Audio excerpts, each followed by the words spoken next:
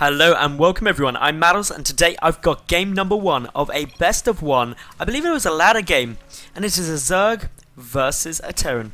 Spawning down in the bottom right hand, or bottom position, as the red Zerg player representing Team Evil Geniuses, it is none other than Jaedong. And his opponent up in the top position, spawning as the blue Terran, none other than Voss.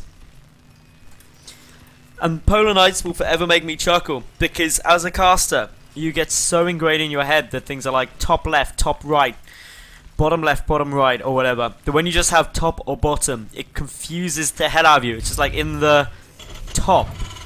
And it just doesn't flow right as a sentence, something so ingrained. It's like thinking about breathing, which all of you are now doing. You're acutely aware that you can breathe and that you're blinking. And I'm so evil. Anyway, people in the room with me are also now acutely aware of it, and that is very funny. But anyway, as we've got at the moment, Voss just getting supplied Diablo down, so for the moment nothing too scary going on. Jaedong getting down on Overlord too.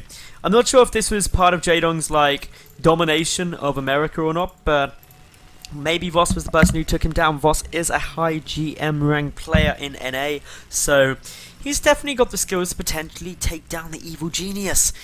I'm sure you can. It's like, it's a best of 1 game, so if something does go a bit funny, can easily catch you off guard. I think most people on ladder, I don't know if there's many people on the ladder who in a best of 3 against Jaedong would win.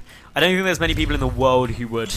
But yeah, anyway, command center coming down here now for Voss. So he is going CC first, which on Plantonics is a bit more interesting because your natural is quite wide open, the rush distances aren't too long, so you do need to be a little bit cautious about going for risky builds, which is really just protected by the fact that actually the command center is part of the wall off, so even if there were some early Zerglings coming down, Voss would be completely safe from that aggression. So smart play here by the Terran.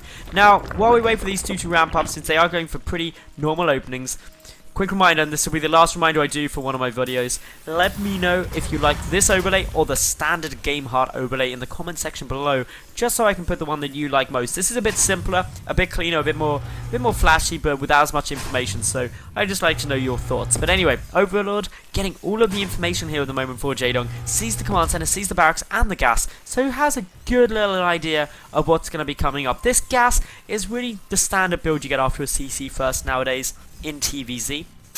In the olden days, you tend to catch another barracks, maybe 2 more barracks before taking any gas, but now it's just so preferential to get down the additional Vespian that it's all just very important. Now, as we see, Zergling speed on its way down the bunker, getting built at the front before the command center floats down, and that smart play by Voss. It just means that he's going to be a little bit more secure when he does go and take that natural base. But Jaedong, he's happy to just drone at the moment, getting out a good number of queens, playing things very safely, still keeping just 1 drone in gas despite already starting speed. So he's just getting a trickle through, which means he gets a lair at quite a nice time. He's got the option to get up a Baneling Nest too if needed.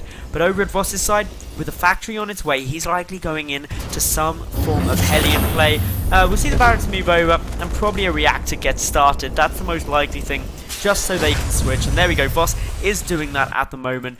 Meanwhile, Jaedong droning, and droning a bit more. He's got 2 Zerglings just sitting out the front here, chilling, going, okay, well, you got a natural base, and you have a bunker there, so I can't really break it at the moment. So with that timing, you must be safe. This Overlord, though, is paying the bills. He sees that, of course, the command center's there. He's coming in, he sees the factory. He basically finds out all of the information that Jaedong didn't already know. Jaedong already knew that the command center was there, but didn't know about this. So I'm hoping that this Overlord, having been a hero, will get away, but unfortunately, I know that he won't. His moment of glory is over. He explodes in a horrible pile of goo. But Jaedong can now respond exactly how he wants. He's got a 3rd hatchery on its way down. He's taking some gases now. That's his 2nd gas at the moment, so nothing too crazy there. He's also adding in a roach one. We may see 2 evolution chambers as well, just to act as the wall off to protect Jaedong from the Hellions as they come through, and also give him a good opportunity to start getting some upgrades through. Now with this third command center coming down so fast, it means that tech and also production are very much hampered for Voss at the moment, and that's what Jaedong needs to try and exploit, either by being greedy and taking additional bases, or by teching up very quickly. The third option is to go on the aggressive, but with the bunker and this wall up here, that can be difficult to do unless you go for a bit of an all-in, and that may not always be the best bet, especially for a player like Jaedong, who does have the option to basically fall back and really try and use his very good mechanics and play just to outlast his opponent, because Jaedong, and what you see a lot of pro players do, especially on ladder games and things like that, or against a player who may not be necessarily up to their caliber, is to just play normal. And the reason for that is they're confident they'll make less mistakes than their opponent will throughout the game, so over the course of 15-20 minutes, they will actually end up with a much greater army and in a much better spot, and through tech and everything like that. So smart play here by Jaedong at the moment. One Roach busy trying to force back these Marines, will be able to succeed in doing so. But we've got the Baiting Nest and 22 more Lings on their way, so Jaedong may go a bit aggressive, and upon seeing the Roach of Voss, opting to add in 2 additional bunkers to his natural wall of taking him up to the 3 there. He knows his production has been limited, and therefore knows that he is very much in need of trying to get up a strong defensive position. The Zerglings moving forward with the Roaches. Jaedong is going to be going for a good number of Banelings fairly soon, I would imagine. He may even just go and see if he can get in, but there's 13 Banelings. Bear in mind, this isn't really an all-in from Jaedong. He is getting a few more Lings on the way out, but if this push doesn't work for whatever reason, he can just follow it up with a lot of droning, and that's what we're seeing now. This isn't an all-in. This is Jaedong saying, I'm going to try and kill you, but with the additional bunkers, with the mines, Jaedong is going to have to be a little bit careful. Good Hellion hit there on those Banelings. Weakens a lot of them, and 2 bunkers do still stay up. The Zerglings trying to get roasted as quickly as possible. The important thing is the SCV repairs this bunker, the broader inside, dealing a lot of damage. The Roach is taking a significant amount of splash. For the moment though, only a handful of SCVs got it taken down. Jaedong, now reinforcing with more Lings, is trying to make it work. There is the 3rd bunker still available. If units can make their way over there, the Widow Mine soon to be off cooldown. SCVs getting pulled, unfortunately a Marauder getting trapped in the process. But Jaedong's push, still with a bit of momentum, dealing some more damage now. A bit more significant damage anyway. 21 workers have gone down so far from this push, and I think that is probably all we're going to see from it. And however, wave number 2 coming in, as I say that, sorry, wave number 3 even coming in, and this is where some more damage could get done. Voss still does have the option of keeping his main base up, but may be forced to lift his natural, losing supply depots as well. Jaedong behind us, getting up his lair, getting up more assimilators and more drones. He's just droning behind this after applying the additional pressure, because he knows he's knocked out mining at the natural base. He's punishing his opponent for trying to be a bit greedy. He's showing everyone that, hey, you know what, if you go for something greedy like that, get up a 3rd CC ultra fast, I'm going to put some pressure on you, and you're going to struggle from that. And so now we're left with a Terran player who's down to only 23 SCVs. Luckily though, he's got the 3rd CC, which is actually going to help because it means that he can add in the extra production. He's also sitting at 1-1 and adding in the armory ready to go up to 2-2. Plus he's got those 3 mules just to help stabilize his economy a little more. But Jaedong with some more Roaches, with the 1-1 upgrades, Baiting speed and Roach speed all coming through, soon to be taking a 4th place, is without doubt ahead in this game. He's at 69 drones, really just flying steady. Meanwhile, if we take a look over at what Voss has got, well, he's going to be starting to produce his first few medevacs shortly, I hope.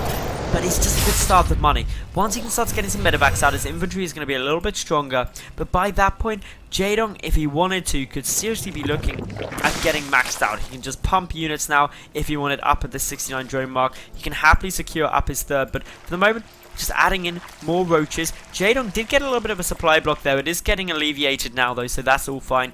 Keeping a couple of Overseers with his army.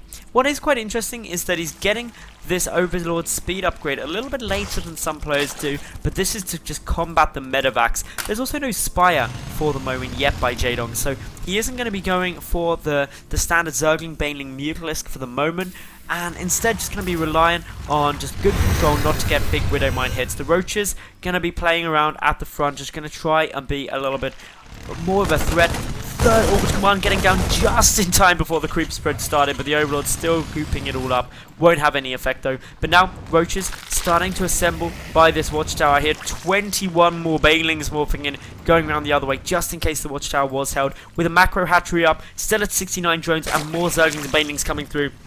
Jaedong knows that his opponent will be struggling after that first big attack into the natural base. Even though Voss has stabilized a bit up to the 42 SCV mark, Jaedong's been just steadily producing. He's getting more and more links, and he's going to be going in for the kill. 3 Widow Mines are burrowing up, but 2 of which get taken down before they can detonate. 1 hit manages to go through, but now the Banelings, Zerglings and Roaches charging up towards the main army. Baneling speed really aiding here, and only a single bunker there for the moment.